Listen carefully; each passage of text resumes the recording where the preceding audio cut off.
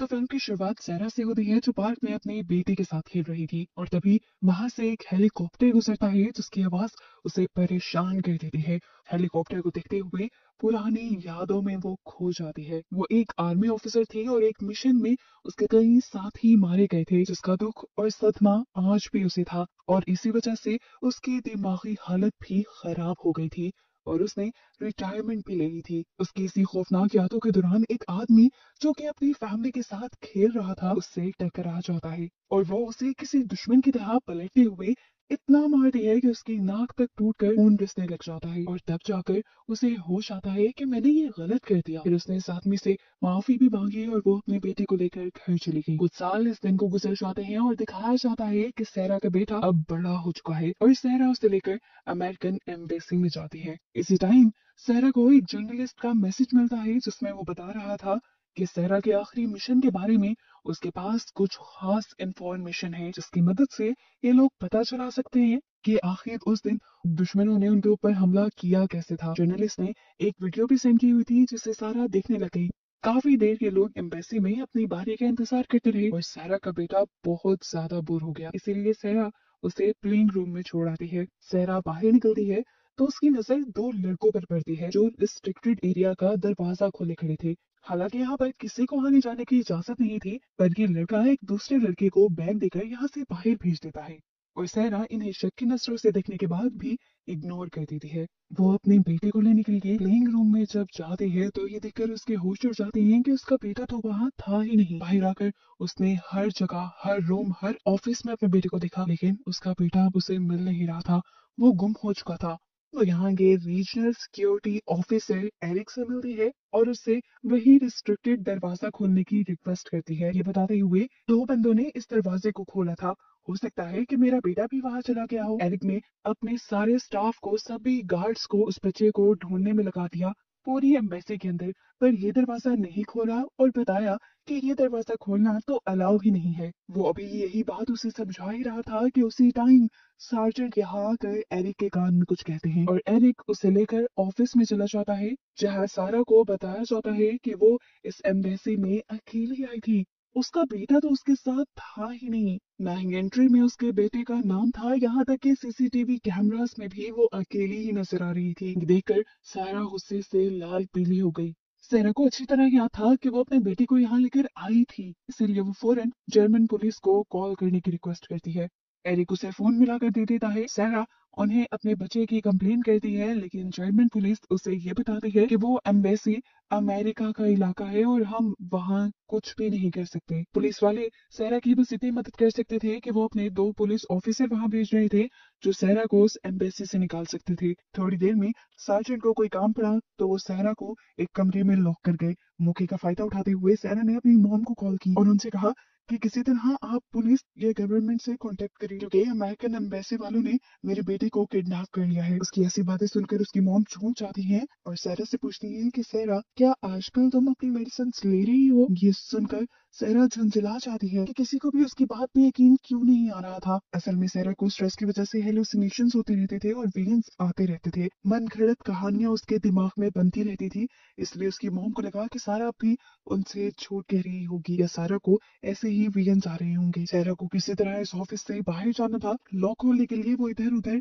कुछ चीजें तलाश करती है तो उसे एक पिन मिल जाती है जिसे सीधा करते हुए वो लॉक को खोलकर बाहर निकल आती है। अपने बेटे को ढूंढने के लिए वो दोबारा प्लेइंग एरिया के अंदर जाती है जहां पर उसे अपने बेटे की एक कार मिल जाती है। ये देखकर उसे अपने ऊपर और भी ज्यादा यकीन हो गया था कि वो अपने बेटे को साथ लेकर ही आई थी। अब वो अपने रास्ते में आने वाली सारी सीसीटीवी कैमरास को तोड़ते हुए यहाँ के हर कमरे पे चेक करने लग जाती है अपने बेटे को। इसी दौरान वो यहाँ के एक लॉक हुए कमरे को भी खोल देती है जिसके अंदर एक लड़की थी। सारा को देखकर वो चिल्ला देती है, लेकिन सारा उसके मुंह पे हाथ रख के उसे चुप करवा देती है। सारा उससे माफी मांगती है और कहती है, मैं बस अपने बेटे को ढूंढ रही थी।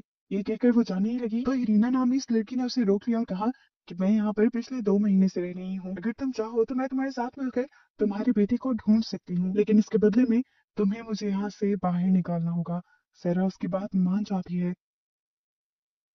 दूसरी तरफ इसी एम्बेसी की जनरल को पता चलता है कि सेरा जो कि उनकी एम्बेसी में तोड़फोड़ कर रही थी और भाग दौड़ रही थी, वो एक स्पेशल फोर्सेस की एजेंट रह चुकी है। वो एरिक को अपने पास बुलाती है और उसे ऑर्डर देती है कि हमें पुलिस को बुलाकर इस लड़की को पुलिस के हवाले कर देना चाहिए, नहीं तो ये हमारे लिए कोई मसला खड़ा कर सकते हैं। एरिक ने ये कहते हुए मना कर दिया कि हम पुलिस को नहीं बुलाएंगे, क्योंकि पुलिस अगर आई तो उसके ऊपर बहुत सारे चार्ज लग जाएंगे और उसे आगे कोई भी जॉब मिलना मुश्किल हो जाएगी, उसका करियर तबाह हो जाएगा। दूसरी तरफ ये रीना सारा को बताती है कि सबसे पहले हमें हर कमरे को चेक करने के लिए एक एक्सेस कार्ड चाहिए होगा। सारा के लिए ये बड़ा मसला नहीं था, उसने आगे जाकर एक सिक्योरिटी गार्ड पे हमला किया, उसे बेहोश करते हुए उसका एक्सेस कार्ड भी हासिल कर लिया। अब इसी एक्सेस कार्ड के जरिए बहुत आसानी से हर कमरे में जा रहे थे। एक ट्रक में बैठकर इरीना को यहाँ से भागना था, लेकिन यहाँ फिर पता चला कि वो ट्रक तो जा चुका है। वो काफी उदास हुई। फिर सारा यहाँ की छानबीन करने लगी और उसे वो बैग भी मिल गया यहाँ से, जो उसने उन दोनों लड़कों के पास देखा था। और हैरान कर देने वाली बात ये थी कि इस बैग के अंदर ड्रग्स थी, और इतने में ही यहाँ पर बहुत सारे गार्ड्स आ जाते हैं इरीना को किडनैप करने के लिए। सारा को ये मामला काफी अजीब लग रहा था कि एम्बेसी में एक लड़की को ही क्यों कैद करके रखा जाएगा। फिर वो इन गार्ड्स को मारती है और बेहोश कर देती है। इससे पहले कि वो इरीना से कुछ पूछताछ कर पाती, यहाँ पर एरिक आ जाता है, जो सारा को पकड़कर उसकी कमर में एक इंजेक्शन लगाते हुए उसे बेहोश कर देता है। उसे जब होश आया तो वो एक बेड पे थी और उसके सामने एम्बेसी के जर्नल और एरिक दोनों ही थे। उसने जर्नल से कहा, मुझे किसी भी हालत में मेरा बेटा चाहिए। तो जर्नल उसे जवाब देती है, मैंने कुछ ही देर पहले तुम्हारी मॉम से बात की है, उन्होंने मुझे बताया कि तुम्हें बहुत ज्यादा स्ट्रेस डिसऑर्डर है, जिसकी वजह से तुम चीजें भूलती भी हो और तुम्हें हेलुसिनेशंस भी होती हैं, और ऐसा तुम्हारे अफगानिस्तान में फेल हुए मिशन के बाद से तुम्हारे साथ होने लगा है। सारा उसकी बात सुनकर उससे रिक्वेस्ट करती है कि मुझे यहाँ की सीसीटीवी फुटेज देखती है। उसकी ये भी ख्वाहिश पूरी कर दी जाती है। एरिक उसे सीसीटीवी फुटेज दिखाता है, लेकिन किसी भी फुटेज में उसे उसका बेटा नजर नहीं आता। अब तो उसे भी लगने लगा था कि शायद ये सब उसके हेलुसिनेशंस ही होंगे।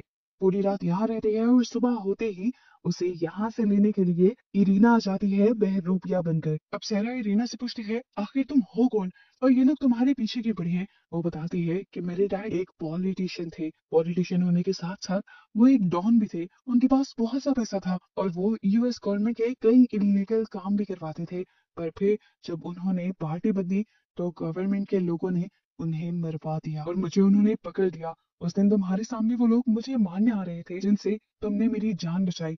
इलीगली वापस जाना चाहती हूँ ताकि अपनी मॉम से मिल पाऊँ। अगर लीगल रास्तों से गई तो यूएस गवर्नमेंट कहीं से भी मुझे ढूंढ कर मरवा देगी। उसकी बातें सुनने के बाद सारा को लगा कि शायद ये सब उसका वहम होगा। इरीना झुंझला गई और सारा को यकीन दिलाने के लिए उसने अपना हाथ काटना शुरू कर दिया, और फिर सारा को भी ये सच समझ आ गया। सारा को ये भी समझ आ गई कि वो इतनी बीमार नहीं है, कि ये लोग उसे बेवकूफ बनाना चाह रहे हैं और कुछ तो उसके साथ भी गड़बड़ करने की कोशिश कर रही हैं। वो अब पूरी एम्बेसी में घूमकर उस लड़की को ढूंढती है जिसे उसने रिस्ट्रिक्टेड एरिया के अंदर देखा था। वो उस लड़के से अपने बेटे के बारे में पूछती है तो वो लड़का कहता है, हाँ मैं जानता हूँ कि तुम्हारा बेटा कहाँ है, लेकिन उसके बदले तुम्हें मेरा एक काम करना होगा, तुम्हें वहां से मेरा ड्रग्स का बैग चुरा कर देना होगा। उसके अंदर से सारा समझ गई कि उसे सारा के बेटे के बारे में कुछ नहीं पता, लेकिन ये बात वो लड़के को नहीं बताती और कहती है कि अगर तुम्हें वो बैग चाहिए तो तुम्हें मुझे एक मैप और एक एक्सेस कार्ड ला कर देना होगा। इन्हीं बातों के दौरान सारा नोटिस करती है कि एरिक भी यहाँ अपनी बेटी के साथ आया हुआ था। एरिना भी यहाँ जब उसके पास आई तो ये दोनों मिलकर एरिक के टेबल के पास गए और उन्होंने देखा कि एरिक की बेटी अपना एक खिलौना यहीं पर भूल गई थी, जिसे इन दोनों ने उठा लिया। आधे घंटे बाद इन दोनों को वो लड़का जेंट्स वॉशरूम में बुलाता है। वहां पर वो एक्सेस कार्ड और इस जगह का मैप लेके आया था, जिसको देखते हुए ये लोग सार्जेंट के ऑफिस में पहुंच जाते हैं। ये लोग सार्जेंट के कंप्यूटर को चेक करने लगते हैं और वहां उसे सैरा नाम की एक फाइल मिलती है, जिसे खोलने पर उसे पता चलता है एक एक चीज इन्हें सैरा के बारे में पता थी, वो भी अभी से नहीं बल्कि काफी पहले से। इसी दौरान उसे इस्लामाबाद मीटिंग के नाम से एक फाइल दिखती है, जिसे जब वो ओपन करती है तो उसे इस्लामाबाद में एरिक नजर आता है। इस पिक्चर में एरिक क्लियर था। सारा को याद आया कि यही वीडियो उसे सुबह जर्नलिस्ट ने भी भेजी थी। उसे जर्नलिस्ट को कॉल की और पूछा कि एरिक का इस सब से क्या लिंक है। तो वो जर्नलिस्ट अब उसे बताता है कि अफगानिस्तान में यूएस मिलिट्री की बेस पर जो हमला हुआ था उसे करवाने के पीछे कोई और नहीं बल्कि एरिक ही था। एरिक ने ही उनकी लोकेशन दुश्मनों को दी थी, जिसके बदले उसे पैसे मिले थे। ये वीडियो एरिक के खिलाफ सबूत था। इस वीडियो में एरिक जिससे बात कर रहा था उसका चेहरा भी क्लियर नहीं था। तो जर्नलिस्ट उसे कहता है कि ये चेहरा क्लियर करके मैं तुम्हें अभी सेंड करता हूँ। इतने में ही वो पिक्चर रिसीव होती, सार्जेंट अपने ऑफिस की तरफ बढ़ने लग जाते हैं। जल्दी से ये लोग एलिना के लैपटॉप में उस पिक्चर को ट्रांसफर करने लग जाते हैं, लेकिन ठीक टाइम पे यहाँ पर सार्जेंट भी आ जाता है, जिससे बचने के लिए इन्हें उस बेचारी से लड़कर उसे गिराकर यहाँ से भागना पड़ता है। ये लोग भागकर टेरेस पे आ जाते हैं। इतने में वो पिक्चर भी लोड हो जाती है, जिस पिक्चर को देखकर सहरा उसे पहचान जाती है। ये उन्हीं तालिबान का हेड था जिसने उनकी बेस पर हमला किया था। और इस टाइम अगर एरिक तालिबान के हेड के साथ बैठा हुआ था तो मतलब एरिक तालिबान के साथ मिला हुआ था। वो एरिना को लेकर उसको डैम में जाती है, जहाँ ट्रक लोड्स होकर दूसरे मुल्क में भेजे जाते थे। और गार्ड्स का एरिना से ध्यान भटकाने के लिए वो गार्ड से लड़ने लग जाती है। अभी वो इनसे निमट ही रही थी कि तभी यहाँ पर एरिक भी पहुंच गया अपने साथ गार्ड्स को लेकर। गार्ड्स ने आते ही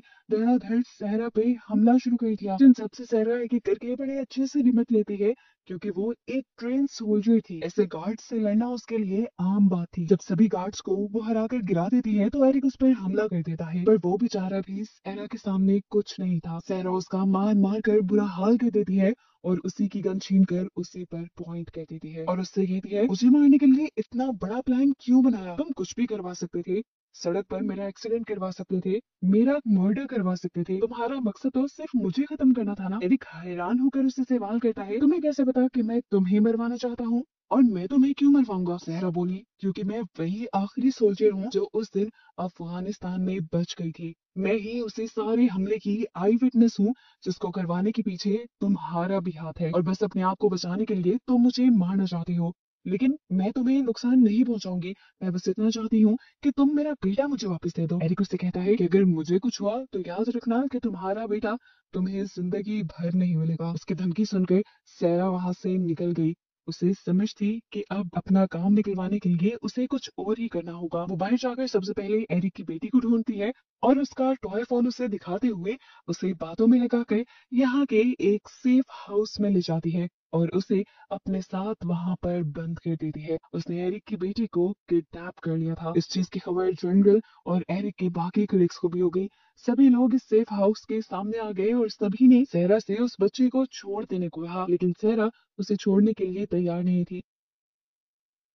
बार बार हर कोई उससे यही रिक्वेस्ट कर रहा था कि उस बच्चे को छोड़ दो। तो सहरा कहती है, ठीक है, मैं उस बच्ची को छोड़ दूंगी, लेकिन एक शर्त पर। मुझे एरिक से कुछ बात करनी है।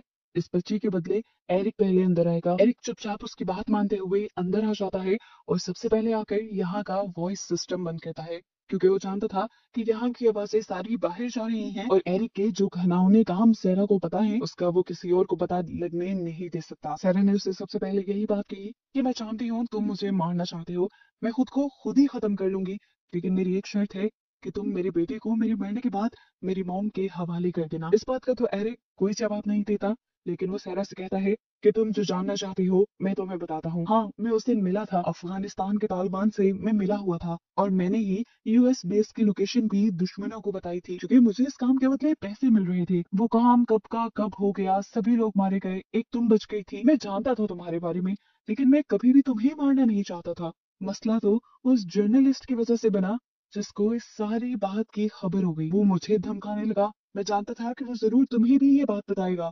इससे पहले ही मैं उस जर्नलिस्ट को मरवाना चाहता था, लेकिन तुम्हें उसके मरने से पहले ही ये सारी बातें पता चल गई और फिर इस तरह तुम्हें भी मारना मेरी मजबूरी बन गया। हाँ, तुम सच थी, तुम्हारा बेटा तुम्हारे साथ यहाँ आया था, लेकिन मुझे तुम्हें मारने के लिए ये पूरा खेल खेलना पड़ा। सीसीटीवी से मैंने ही तुम्हारे बेटे को गायब करवाया था। ये सारी बातें करने के बाद वो अपनी गन से पहले सैरा को शूट कर देता है और फिर खुद ही अपनी टांग में गोली मारकर सैरा के हाथ में गन पकड़ा देता है और फौरन सेफ हाउस से इस तरह एक्टिंग करते हुए बाहर आता है जैसे सैरा ने पहले उसके ऊपर हमला किया और फिर अपने आप के बचाव में उसने सैरा को गोली मार दी। सैरा इस टाइम मरी नहीं थी, लेकिन वो बुरी तरह जख्मी जरूर थी। एरिक ये सब तो भूल ही गया था कि सैरा भी कोई आम इंसान नहीं थी, वो एक सोल्जर थी। ये सारी बातें जो एरिक ने यहाँ उसके सामने की थी, उसने एरिक की बेटी के ही टॉय फोन में ये सब रिकॉर्ड कर लिया था। बाहर सभी लोग इस टाइम सहरा को टेररिस्ट समझ रहे थे।